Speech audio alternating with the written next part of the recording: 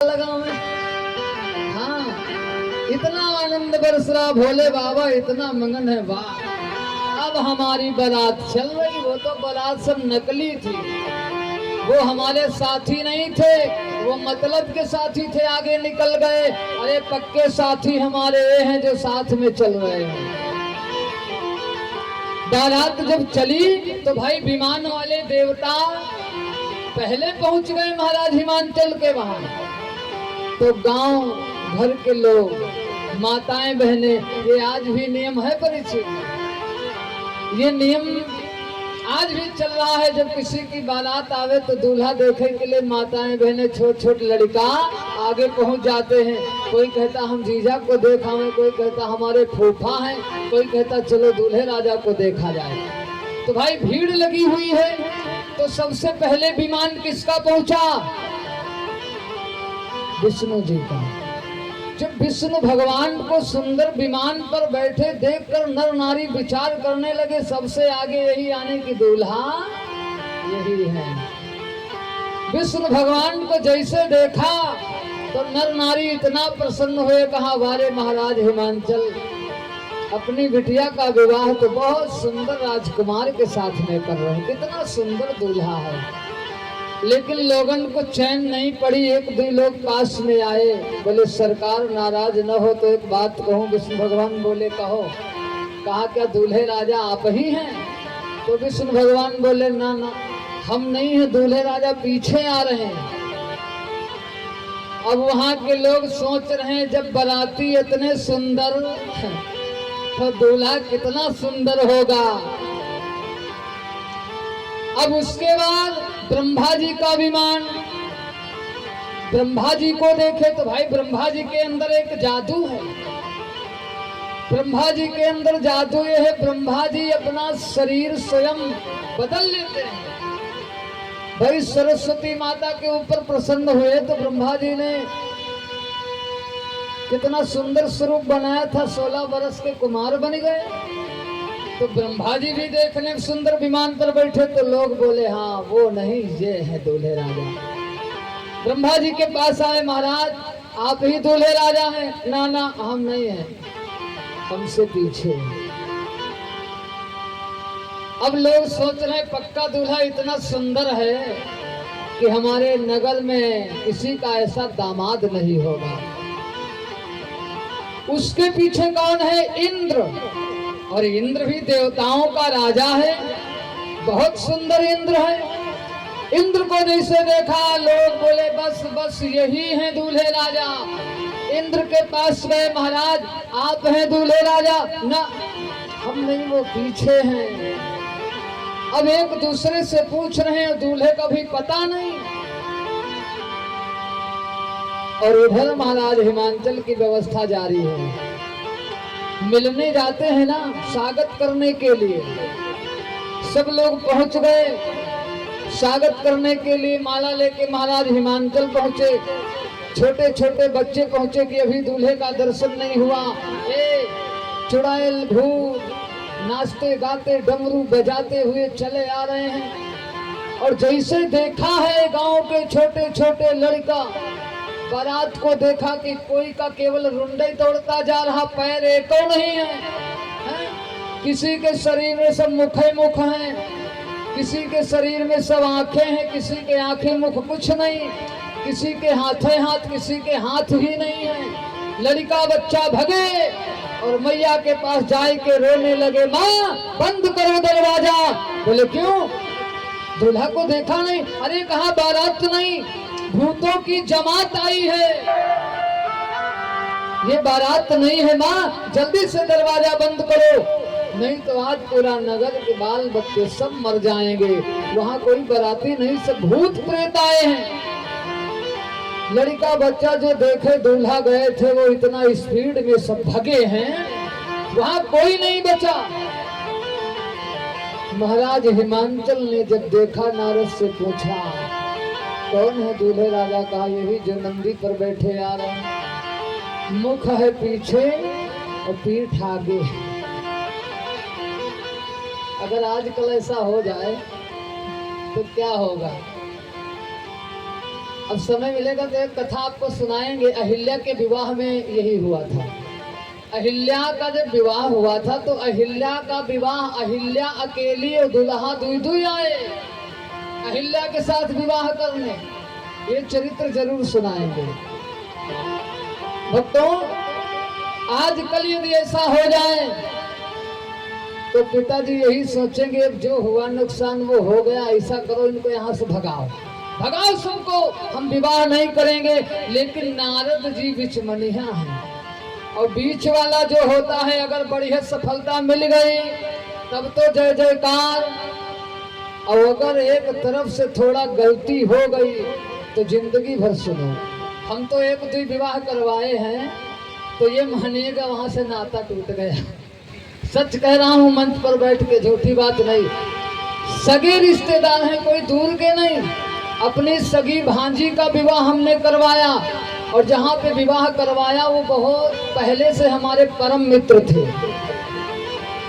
और जिस दिन से विवाह हुआ विवाह के 10 दिन पहले से संबंध टूट गया। बारात में भी हम नहीं शामिल हुए, हम उधर गए। अपने भांजे की तरफ तो भाई जाना ही पड़ा, लेकिन उनसे कोई संबंध आज तक नहीं है। और एक विवाह और करवाए, उसमें भी यही हुआ।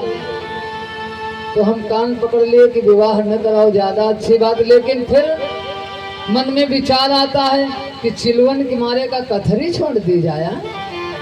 ये तो हर लोग एक दूसरे की बुराई किया करते हैं, अच्छा काम करते रहो।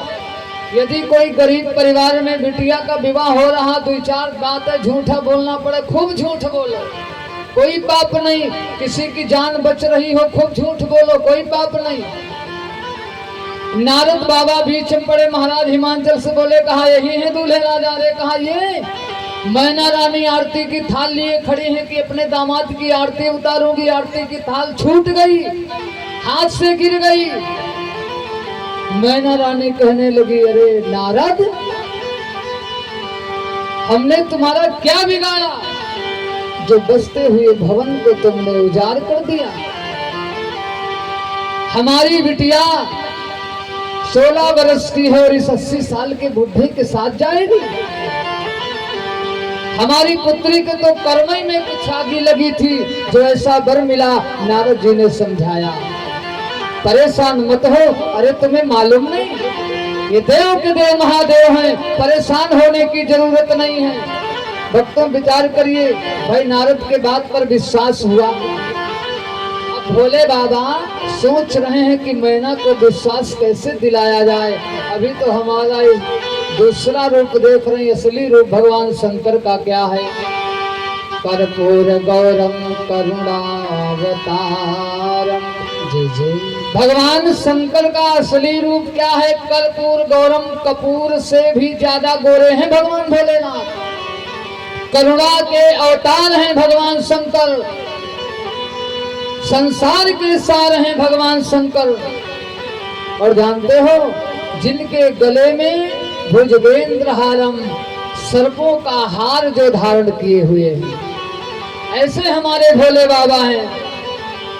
सदा बसंत ऋतु के समान खिलने वाले, जिनके हृदय में भगवान राम विराजमान हैं, ऐसे भोले बाबा को सारा संसार प्रणाम करता है। नारद जी ने जब बताया तो कुछ विश्वास हुआ, तो भोले बाबा ने अपनी एक झलक भी दिखाई। और जिस वो झलक को देखा, जिसने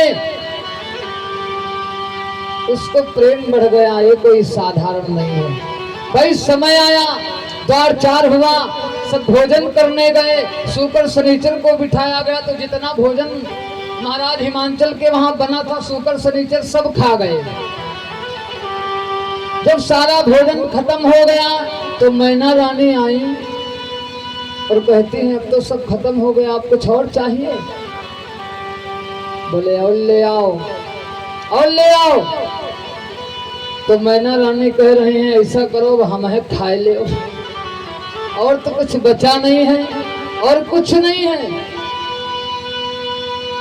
हमको खा लो, जो नाई है उनको खा लो। भोले बाबा के पास नारद जी पहुंच गए। अरे कहा मामला सब गड़बड़ हो गया, क्या हुआ? अरे शुक्र शनिचर सब खा गए, अब जितने बाराती हैं वो क्या खाएंगे? भोले बाबा ने कहा जाओ तुलसी दल छोड़ दो। तुलसी दल लेके आए। शुक्र शनिचर ओम भोले, पेट भर गया। और कुछ चाहिए? नहीं चाहिए। मैना रानी कहने लगी काहे और खा ले, बड़ा भूखे थे कि काहे उठी बैठे और लई लेते, काहे उठी बैठे और लई लेते, काहे उठी बैठे और लई लेते, काहे उठी बैठे और लई लेते। मैना ने कहा क्यों? इतनी देर से तो हम पूछें कि कुछ खाओगे। पहले मैना रानी से पूछ रही थी कुछ खाओगे, तो शुक्र शनिचर का बोले ले आओ ले आओ। तो मैना रानी के गुस्सा आई थी पहले भी, तो क्या बोली? नींबू खाओगे, नारंगी खाओगे, नींबू खाओगे, नारंगी खाओगे, नींबू खाओगे, नारंगी खाओगे। और जब तुलसी का दल मिला तो शुक्र शनिचर का बोले ओम भोले, पेट भर गया। तो मैना रानी बोली और खाए जो रखा है ना, कुछ नहीं चाहिए। तो मैना बोली काहे उठी बैठे उठी बैठे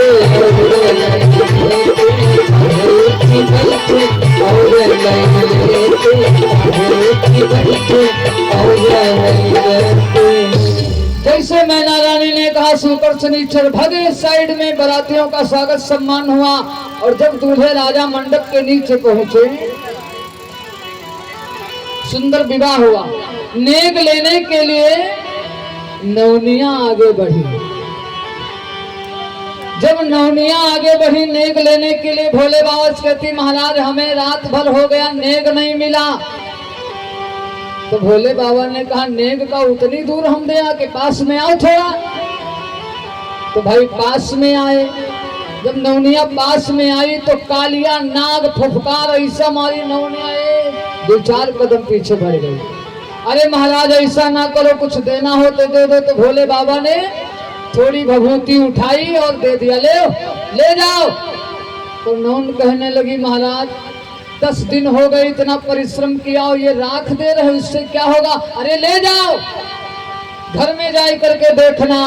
वो राख लेके आई और गुस्सा में आंगन में फेंक दिया तो वो राख नहीं रही, हीरा जवाहरात बन गई वो राख। अब क्या हुआ? भोले बाबा से परिचय पूछा जा रहा है। भाई भोले बाबा तो वहां ससुराल में गए हैं, तो जो ससुर हैं उनको क्या कहेंगे? पापा ही तो कहेंगे। और पापा के जो भाई होंगे उनको चाचा कहेंगे। तो चाचा पापा लोग सब परिचय पूछ रहे हैं, भैया तुम्हारे पिताजी आए हैं कि नहीं आए हैं? तो भोले बाबा ने दिमाग लगाया किसको बतावें किसको बतावें। तो कह दिया वो मेरे पिताजी हैं। किसको बताया? विष्णु जी को, वो मेरे पिताजी बैठे हैं। चलो वाह। बाबा कौन है? तो कहा, भोले बाबा ने विचार किया ब्रह्मा जी के दाढ़ी भी बड़ी बड़ी है, इन्हीं को बता दिया जाए। बोले वो मेरे बाबा बैठे हैं ब्रह्मा जी। अब बात बढ़ी, कहा पर बाबा कौन है? तो भोले बाबा ने कहा पर बाबा तो हम स्वयं हैं। हाँ, भोले बाबा ने जब इतना कहा, वाह बहुत सुंदर, पिताजी और बाबा बैठे हैं, पर बाबा दूल्हा बन के आए हैं। भोले बाबा का परिचय पूछा गया और भोले बाबा की सुंदर कलेवा हुई। महाराज हिमांचल ने सुंदर दाइज दे करके विदाई की। माता पार्वती को भोले बाबा के समक्ष महाराज हिमांचल ने समझाया, बेटी ससुराल जा रही हो, ऐसा कोई कार्य न होने पावे जो ससुराल से कोई शिकायत मिले। ये हर माता पिता का धर्म है, अपनी बिटिया को ऐसी शिक्षा दो ससुराल में जाए तो वहां से कोई शिकायत ना आवे, क्योंकि बेटी के हाथ में 2 कुलों की लाज मर्याद होती है, मायके पक्ष ससुराल पक्ष। विदाई हुई, भोले बाबा लेकर के मैया पार्वती को आए हैं कैलाश पर्वत, और कैलाश पर्वत पर भोले बाबा विराजमान हैं। और कुछ दिन व्यतीत हुए, भोले बाबा मैया पार्वती को भी कथा सुनाने लगे। अब आगे की कथा रात में आप लोग सुनेंगे। कौन सी कथा भोले बाबा ने मैया पार्वती को सुनाया, कौन सी कथा? अमर कथा। ये आप लोग रात्रिकालीन बेला में सुनेंगे। और 2 बार राम नाम परीक्षित जी आरती अपने तैयार करो, आरती की जाए।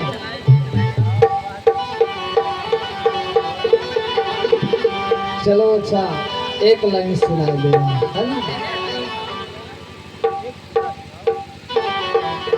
देखो वीर बाबा की कृपा है, हम तीसरी बार यहाँ आए हैं, लेकिन ये कोई नहीं कह सकता है। दूर दूर के भी भगत लोग आए होंगे और आते रहेंगे, 3 वर्ष से आ रहे, लेकिन ये कोई नहीं कहता होगा कि महाराज जी सोहर सरिया सुनाते हैं। क्योंकि जब हमारे पास नीरज भैया गए थे कथा बुक करने, तो हमने पहला निवेदन यही किया था कि हम कथा सुनाएंगे, लेकिन सोहर सरिया का यदि निवेदन आएगा तो फिर हमारी कथा न करवाई जाए। कहा था कि नहीं कहा था? सच्चाई है। लेकिन एक लाइन सुनाई दे रहा हूँ। माता पार्वती का विवाह हुआ है तो विवाह ही सुनाई दे रहा हूँ। महाराज हिमांचल ने अपनी बिटिया को समझाया और कहा, बेटी जाओ, मैं तुम्हें आशीर्वाद दे रहा हूँ कि देते दुआ यह बाबुले तुम्हारो बेटी, मुझे बबुली सदा हरिया। यह बाबुले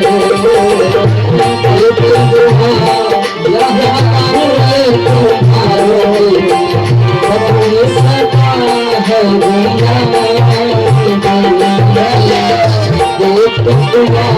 यह बाबुले तुम्हारो बेटी, बबुली सदा हरिया। महाराज हिमांचल कह रहे हैं पार्वती से, जो बिटिया दूध नहायो बेटी दूध न खरी हो, दूध नहायो बेटी दूध न खरी हो, सास ससुर हर साए। दूध नहायो बेटी दूध न खरी हो, सास ससुर हर साए। एक यहाँ बाबुले तुम्हारो बेटी, बबुली सदा हरिया। महाराज हिमांचल कह रहे हैं, बेटी एक बात का विशेष ध्यान रखना, मैया और भैया की लाज संवारो बेटी, मैया और भैया की लाज संवारो बेटी, अपने ससुर घर जाए। मैया और भैया की लाज संवारो बेटी, अपने ससुर घर जाए।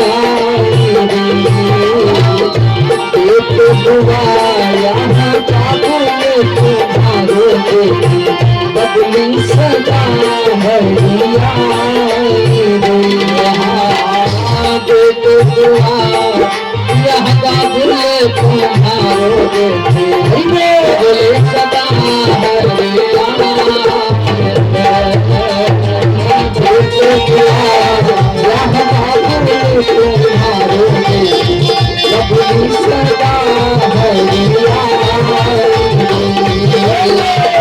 एक दुआ यहाँ बाबुले तुम्हारो बेटी, बबुली सदा हरिया। भोले बाबा की विदाई हुई, कैलाश पर्वत पर आए। आगे की कथा रात्रिकालीन बेला में सभी लोग करेंगे भगवान की आरती।